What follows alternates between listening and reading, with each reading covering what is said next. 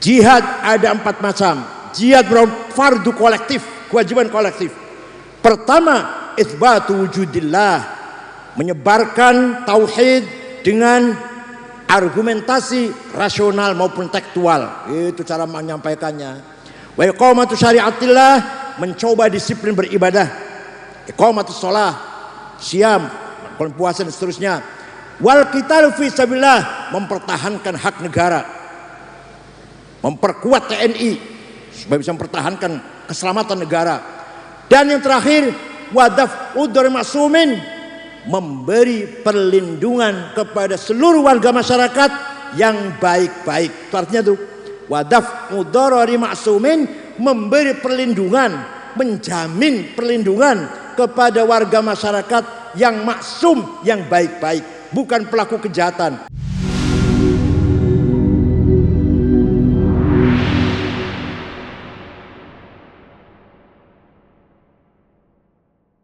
Ini Fathul Mu'in nih. Faslun fil jihadi wa huwa fardu kifayatin marratan fi kulli am wa anwa'uhu arba'atun itsbatu wujudillah wa iqamatu syari'atillah wal qitalu fi sabilillah wa daf'u darari ma'sumin musliman kana aw ghaira muslim bil it'ami wal iksa'i wal iskani wa tamanid dawa'i wa ujratit tamrid. Masyaallah. Kiai mana dengan kiai ini? Pasal ini menerangkan jihad. Jihad ada 4 macam. Nomor 1, menetepakan anane Gusti Allah. Nomor 2, nglakoni syariat Islam. Nomor 3, perang. Nomor 4, wadaf udorori maksumin, lan nolak kemlaratane wong kang direksa. Paham betul? Nolak kemlaratane wong kang direksa. Paham betul? Wadaf udorori maksum, nolak kemlaratane wong kang. Masya Allah, kiai. Nih, jadi mana gini cara gini. Jihad ada 4 macam. Jihad merupakan fardu kolektif, kewajiban kolektif. Pertama, itsbatu wujudillah, menyebarkan tauhid dengan argumentasi rasional maupun tekstual. Itu cara menyampaikannya. Wa iqamatu syariatillah, mencoba disiplin beribadah. Iqamatus shalah, siam, puasa dan seterusnya. Wal qitalu fi sabilillah, mempertahankan hak negara, memperkuat TNI supaya bisa mempertahankan keselamatan negara. Dan yang terakhir, wadaf udur masumin, memberi perlindungan kepada seluruh warga masyarakat yang baik-baik. Itu artinya tuh, wadaf udorori masumin, memberi perlindungan, menjamin perlindungan kepada warga masyarakat yang maksum, yang baik-baik, bukan pelaku kejahatan, bukan pelaku kriminal. Bil it'ami, dengan kesiapan bulog harus perkuat. Wal iksa'i, dan pakaian. Wal iskani, dan rumah murah. Rumah murah apa arane? Rumah murah. Wa tamanid dawa'i, dan BPJS. Ojo tamrid. Walhasil, Fathul Mu'in kalau yang menjelaskan kiainya mampu mengkontekstualisasikan takbir, insya Allah tidak ketinggalan walaupun pegangannya Fathul Mu'in. Itu namanya as-sarawatil hadariyah wa thaqafiyah. Bon, singkat mawon. Yang nomor 3, kekayaan kita ada as-sarawatul syiariyah, kekayaan simbolik. Orang NU kaya dengan simbol, pakai sarung, pakai kopiah, simbol. Padahal belum jaminan kalau sarung sholatnya khusyuk, kalau kopiah sholatnya khusyuk, belum jaminan, belum, enggak. Siapa tahu yang pakai celana enggak pakai kopiah lebih khusyuk, siapa tahu. Apa kalau pakai sarung pasti khusyuk sholatnya? Apa kalau pakai sarung pasti soleh? Belum tahu. Tapi itu simbol kita, harus kita pertahankan. Sholat pakai sarung, pakai kopiah. Ada lagi, apa simbol itu? Apa? Tradisi. Baca barzanji, baca deba, baca burdah, maulid nabi, Isra Mi'raj, hal bihalal, nuzul Quran. Milik kita, bukan milik siapa-siapa. Bukan milik Muhammadiyah, bukan milik HTI, bukan milik Salafi, bukan milik HTI. Milik siapa? milik kita semuanya. Oleh karena itu alumni Babakan harus hafal Barzanji. Kalau ada alumni Babakan baca Barzanji masih baca, jangan diamplopin. Teman-teman, baca Barzanji masih baca aja diamplopin, balik aja diantarakan kalau lupa kocek dewek. Ya Allah, kenapa? Karena itu milik kita. Kita harus meraksa, menjaga, melestarikan. Lamun langkah sing apal, siapa sing arep ngapal? Lamun langkah sing apal Barzanji, siapa sing arep ngapal nang? Paham betul? Wa amma taifatu thaqifan falam yuhsinu bil ijabati kirah wa urabi sufaha wal abida fasabbu bi alsinatin badiyah wa ramawhu bil hijarati hatta khudibat bid dima'i na'la thumma 'ada ila makkah hazina فسله ملك الجبال في إهلاكها ذوي العصبية وقال إني أرجو أن يخرج الله من أصلابهم من يتولاه عطر اللهم قبره الكريم. Hafal Allahumma salli wa sallim wa barik thumma usra bi jasadihi wa ruhi yaqdatan min al-maslahah habil asal qudsiyah wa urja ila samawat fara'ad fil ula wa qad jalla wa qar wa ala dan seterusnya apal-apalan. Itu baru khutbah Jumat mimbar di masjid jangan dikasih buku khutbah, buang. Alumni Babakan khutbah harus apal-apalan. Kalau masih baca khutbahnya jangan dipakai lagi, sekali itu saja udah. Paham betul? Masa pada kalau SAG alumni Babakan salafi pada orang SAG yang keluaran perguruan tinggi swasta, dosennya sering mencret, dia sering nggak masuk, bayar 20 juta di wisuda SAG. Apa bedanya keluaran salafi Babakan dengan SAG? Khutbah hafal-hafalan, khutbah nikah hafal-hafalan. Alhamdulillah kiai-kiai banyak hafal khutbah nikah. Adik kula Niam apal khutbah nikah. Kiai Husain Al-Jainangun apal khutbah nikah. Khutbah gerhana matahari, gerhana bulan hafal-hafalan. Talqin mayit hafal-hafalan. Manaqib Syabdul Qadir Jalani hafal-hafalan. Kalau bukan kita yang hafal, apa Muhammadiyah persis suruh ngapal? Paham betul? Paham enggak? Ya Allah, harus hafal. Itu adalah apa? As-sarawatu syiariyah, simbol kita semuanya. Ana marhabanan maulidan NU itu berarti simbol, berarti ana wong muludan baca Barzanji NU itu berarti. Paham betul? Apa mana syukur-syukur, apal burdah syukur-syukur harus dihafal. Alumni salafi Babakan harus hafal burdah. Apal betul? Wah, sing Bucawadon, alumni Bucawadon supaya cepat laris, cepat laku bawa bis tamat, apal burdah. Masya Allah. Amin tadakuri jironim bidhi salami mazata dam'an jaro min muklatim bidami am habbatir rihu min tilqai kadhimatin wa aumadul barku fi dhulma'i min idami fama li aynayka in qulta fufahamata wa ma li qalbika in qulta stafiq yahimi ayahsabu sabbu annal hubba munkatimu ma baina munsajimin minhu wa muttarimi laulal hawa lam turik dam'an ala talali wala arik tali dzikr bani wal alami fakaifa tunkiru hubban ba'da ma syahidat bihi alaika udulud dam'i wassaqami. Kita mau dihafal nangkin laris insyaallah cepat laki bakal. Amin tadakuri jiran bidhi salami. Kenapa engkau selalu menangis tiada henti-hentinya sampai air matamu bercampur darah? Apa karena engkau rindu pada perempuan yang ada di dusun di Salam? Atau karena engkau teringat suatu hari panas, angin bertiup kencang di desa Kadhimah? Atau engkau teringat suatu malam gelap gulita di desa Idham? Kenapa kamu kurus kering, gak enak makan, gak enak tidur? Pasti kamu lagi mabuk cinta, pasti kamu lagi rindu seseorang.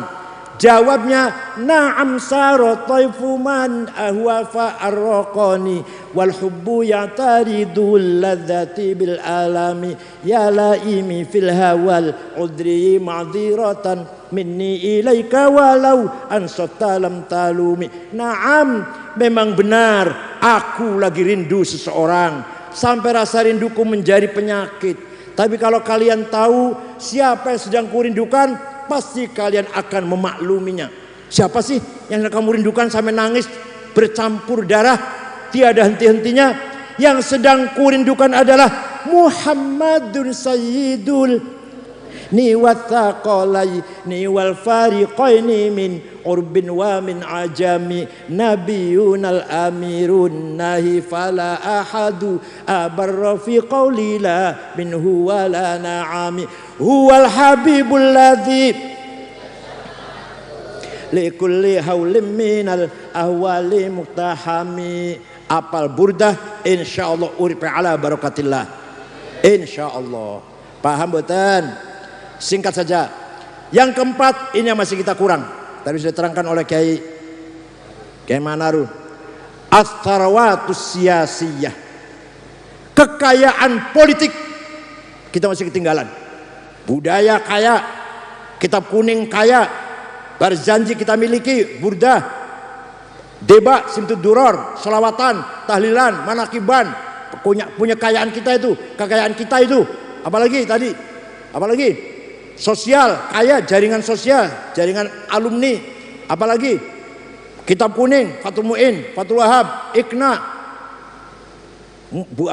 Muhadzab, Majmu', Mahalli. Yang masih kurang kapital politik, ini yang masih kurang, masih jauh dari yang kita inginkan. Padahal dulu yang membangun politik bangsa ini para wali songo. Raja Cirebon siapa? Ya Sunan Gunung Jati. Raja Banten siapa? Ya Maulana Hasanuddin. Raja Demak siapa? Ya Raden Fatah. Raja Surabaya siapa? Sunan Ampel. Raja-raja itu Pak. Ya wali ya raja. Ya pegang agama dan pegang politik. Masya Allah. Sekarang ada kiai mengatakan, kiai nggak usah berpolitik. Goblok ente, Masya Allah. Wali-wali ku berpolitik. Kiai Hasyim Asy'ari berpolitik. Kiai Wahab berpolitik. Kiai Satori Al-Jinangun berpolitik. Kiai Amin Sepuh berpolitik. Kiai Abbas Buntet berpolitik. Ada sih ngomong kiai aja berpolitik. Goblok ya Allah, Masya Allah. Yang memperjuangkan hari santri siapa sih? Ya Nyun Sewu. Mohon maaf. Ya karena sikap politik. Pak Jokowi kampanye periode pertama. Kalau saya menang akan ada hari santri. Oke. Menang. Dia akan memutuskan hari santri tanggal 1 Muharram. Saya cepat-cepat menghadap yang terhormat, yang mulia Pak Presiden, Nyun Sewu, Nyun Pangapunten, matur. Kalau tanggal 1 Muharram, hari besarnya umat Islam sedunia, awal tahun Hijriyah, nggak pantas jadi hari santri. Kalau hari santri harus di mana hari? Di situ santri berperan besar dalam mempertahankan NKRI. Jadi tanggal nopo? Tanggal pinter niku? 22 Oktober. Nopo sebabnya? Saya terangkan. Suatu hari Bung Karno, Pak Hatta, Jenderal Sudirman mendengar akan ada datang dari Inggris namanya NICA, Netherlands Indies Civil Administration. Pasukan Inggris mau datang, mau mencari tentara-tentara Belanda yang masih ada di dalam penjara, yang dipenjara Jepang. Paham betul? Belanda ditawan dengan Jepang. Dan setelah Jepangnya kalah, lari sudah Jepangnya kalah Perang Dunia Kedua, tentara Belanda masih banyak yang di dalam penjara, yang dipenjara oleh Jepang. Maka dia katakan Netherlands Indies Civil Administration. Komandannya namanya Brigjen Malabi. Ya nggak apa-apa, silakan saja mau datang ke sini mencari tentara Belanda yang ada dalam penjara. Ternyata Bung Karno mendengar bahwa Nika yang dipimpin oleh Brigjen Malabi membawa alat perang, senjata berat, pesawat tempur. Ini bukan akan mencari tentara Belanda di dalam penjara ini sih, bukan ini. Pasti akan ngejak perang nih. Maka berunding 3 orang itu. Gimana? Dilawan. Harus dilawan. Yang lawan siapa? Wah, tentara capek. Baru berhenti perang sebulan setengah. Merdeka 1745 itu bulan Oktober, sudah ada berita seperti itu. 16 bulan setengah layaran perang. Kon perang maning, aduh. Males, pasti capek itu. Kalau gitu dikeroyok oleh rakyat. Bahasa Arabnya intifadah. Apa? Dikeroyok, karo batu, karo batam, karo kayu, karo ketepel, karo apalah namanya ngeroyok. Bukan perang. Kalau perang seimbang. Ini namanya ngeroyok, intifadah. Anak-anak Palestina dulu. Anak-anak Palestina lempari batu, tank baja Israel dan karo batu. Masa tank baja karo batu? Itu namanya intifadah namanya. Dikeroyok. Oke, setuju. Tapi yang bisa mengerahkan rakyat agar semuanya semangat intifadah siapa? Oh, itu tuh. Kiai Haji Hashim Asy'ari. Itu kalau mengeluarkan fatwa pasti rakyat akan manut. Maka Bung Karno, Pak Hatta, Jenderal Sudirman ngutus utusan menemui Hashim Asy'ari. Kiai Hashim, saya diutus presiden, wakil presiden, panglima besar, minta fatwa pada kiai, hukumnya membela tanah air. Hukumnya bela apa? Apa tanah itu apa? Tanah itu apa? Lemah karo banyu. Dipaham lemah tanah itu. Lemah karo. Hukumnya membela tanah air. Kiai Hashim Asy'ari ngundang para kiai rapat ning Tebuireng tanggal 20 Oktober sampai tanggal 22. Keputusannya ringkasnya membela tanah air hukumnya fardu ain. Apa? Setiap orang wajib bela tanah air. Pada karo sholat 5 waktu wajib. Itu fardu kifayah, fardu ain. Waman mata li ajli watanihi mata syahidan. Barang siapa mati demi tanah airnya mati syahid, sama dengan bela agama. Ya Allah. Waman khana li watani halalun damuh. Barang siapa berkhianat kepada tanah airnya boleh dibunuh. Tapi Kiai Hashim enggak mengatakan kafir. Ada orang Islam mata-matai Belanda, cecungu kayak Jepang, bunuh. Tapi enggak mengatakan kafir, enggak kafir enggak, tapi boleh dibunuh. Namanya apa namanya? Bugot. Apa namanya? Bugot. Enggak kafir enggak, hanya boleh dibunuh. Maka Hashim Asy'ari mengeluarkan fatwa itu, bergeraklah untuk menyongsong kedatangan Nika. Rakyat santri mau Jombang, Mojokerto, Pasuruan, Gresik, Sidoarjo, Surabaya, Bangkalan. Tanggal selawe wis kumpul, wis gatel pengen perang, wis gatel wis. Kata Kiai Hashim, sabar, tunggu macan dari Cirebon. Macan dari, yaitu Kiai Abbas Buntet. Kata Kiai Hashim Asy'ari, itu macan dari Cirebon. Datang Kiai Abbas, langsung diangkat jadi panglima. Jadi panglima perang itu Kiai Abbas. Kiai Wahab wakil Kiai Wahab. Bermarkas di mana? Di sebuah rumah di desa Siwalan Kerto, Kecamatan Waru. Masih ada rumah sekarang. Di situ markasnya. Ringkas cerita, Malabi datang, pasukan datang, disambut oleh rakyat. Yang mati syahid kurang lebih 20.000. Maka disebut hari pahlawan karena banyak yang mati. Tapi Malabi pun mati di Jembatan Merah matinya. Mobilnya meledak, supir mati, ajudan mati, Malabi mati. Sing masang bom bukan tentara, santri Tebuireng, namanya Harun namanya. Sayang Harun nggak lari, malah mendekat ingin tahu seperti apa hasilnya. Harun pun mati. Dikira mercon apa? Harun pun mati. Itu yang layak jadi hari santri. Saya bilang sama Pak Jokowi itu, yang layak jadi hari santri ya 20 Oktober. Pak Jokowi kemudian perintah pada Menteri Agama Pak Lukman Syaifuddin, ngundang semua ormas Islam yang besar kumpul di Hotel Salak Bogor, FGD. Narasumbernya Profesor Dr. Azjumadi Azra almarhum, Dr. Abdullah Syarwani mantan dubes di Libanon, Dr. Idrus direktur pesantren, dan saya Kula narasumber. Jam 2 mulai seminar sampai jam 9 malam. Semua ormas setuju hari pahlawan, hari santri ada hari tanggal 22 Oktober. Muhammadiyah setuju, Muhammadiyah Atukun. Bareng arep dikepreskan, Muhammadiyah kirim surat yang presiden batalkan 2 hari santri. Karena nanti akan terjadi polarisasi, ada santri, ada yang bukan santri. Saya jawab, Pak, jangan khawatir, tidak akan ada perpecahan. Ada hari Bu Ibu Kartini, gak ada hari Jenderal Sudirman, gak apa-apa. Ada hari buruh, gak ada hari majikan, gak apa-apa. Ada hari guru, gak ada hari murid, gak apa-apa. Ada hari Kartini, gak ada hari Kartono, gak apa-apa.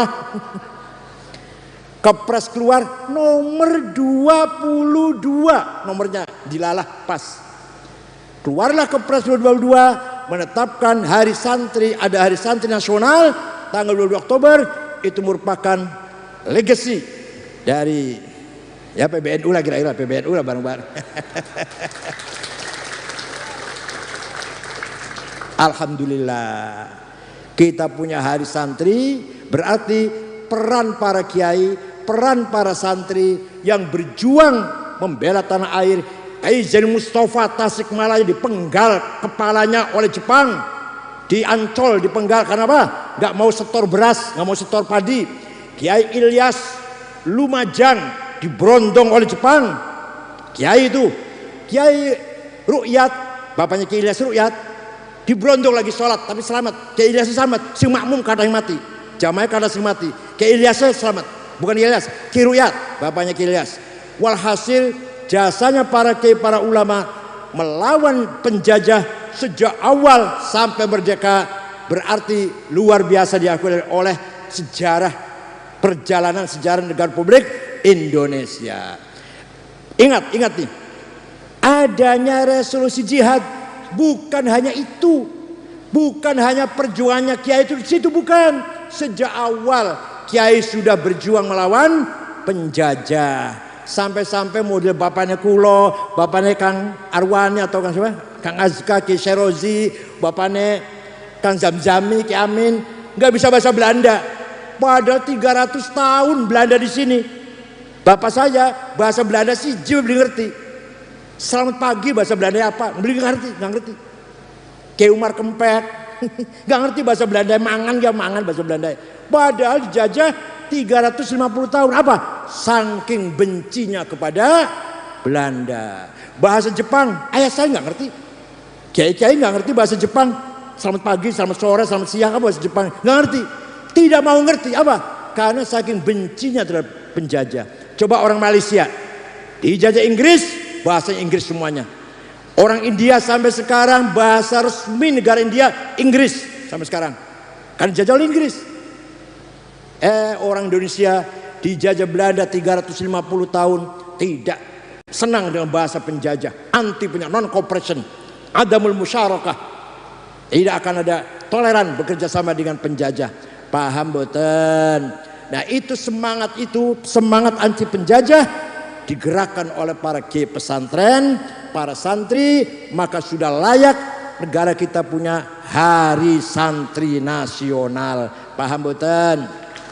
Alhamdulillah. Mudah-mudahan malam hari ini kita berkumpul di sini membawa barokah, memberikan semangat berjuang sampai kita berhasil, sampai kita apa tadi? Sampai kita menang. Sampai apa?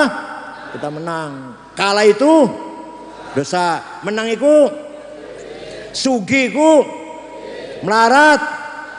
Awas melarat.